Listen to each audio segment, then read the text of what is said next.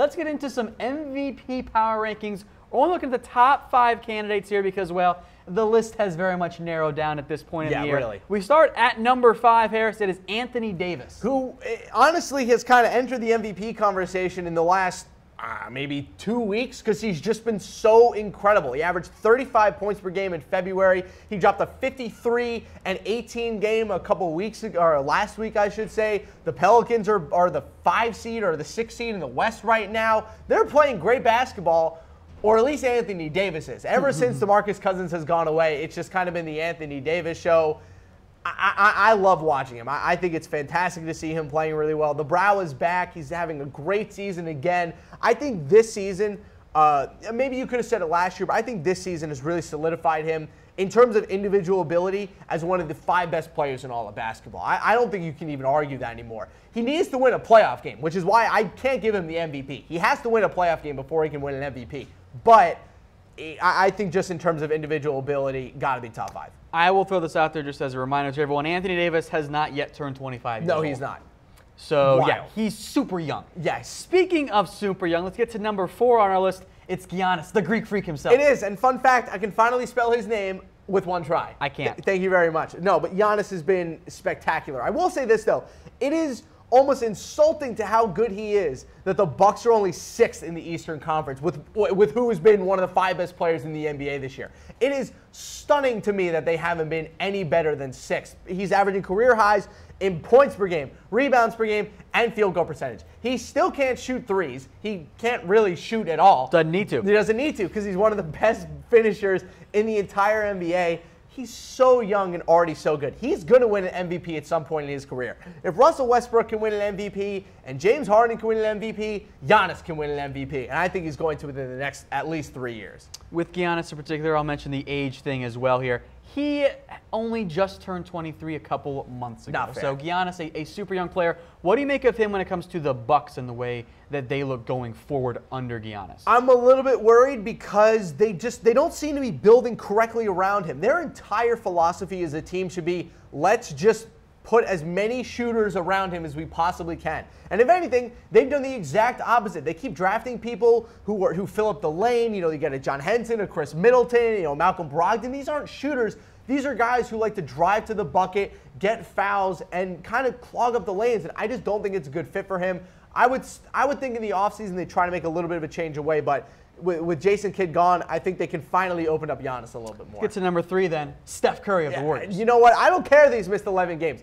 He is averaging a career high in his true shooting percentage this year. For those who don't know, it's kind of the advanced metric for shooting percentage, which is outrageous. He is averaging a better true shooting percentage this year than he did during his MVP season. He's having a very efficient season. He's still putting up crazy amounts of points. He's playing great defense. I actually, on Bill Simmons' podcast today, he made a great point about Steph Curry on defense, that the Warriors as a team are so good on defense that Steph can just kind of play a free safety in terms of on the defensive end. So he can just kind of float around to the empty spaces on the floor, get some steals, create separation, and create a little chaos.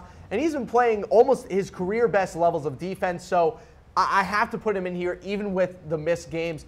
He's still top 5 in scoring, even with missing 11 games. It's enough for me to put him on there. So Steph Curry checks in at number 3 on our list of MVP power rankings. Let's get to number 2 on the list, a guy that I think should win every year on principle, LeBron James. You and I are in 100% agreement because he is. It's LeBron James. Even though he's not. He is the best player in the world every single year. It's just that he's not necessarily having the best season. I will say this.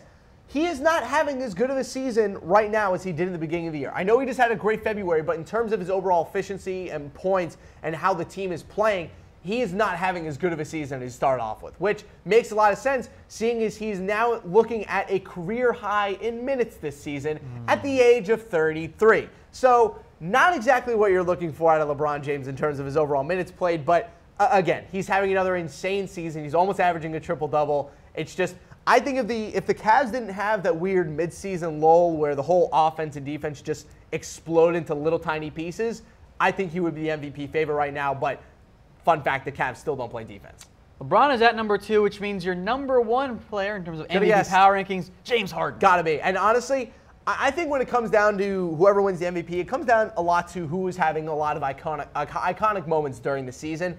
And as of right now, he's had the most iconic moment this season. That step back that he had last night at Wesley Johnson has probably been the play of the year so far. And yes, it will be an NBA boom when we show it to you guys next. But look, he's been having an insane season. The Rockets have been incredible. He is still top 5 in assists per game. And he's been so good that Chris Paul is also top 5 in assists per game. So he's being efficient. He's moving the ball around. And, he's been getting a lot of crap this season for, maybe being a little bit more, what's the word I'm looking for, maybe flopping a little bit more, maybe selling a lot of calls. But I will say this.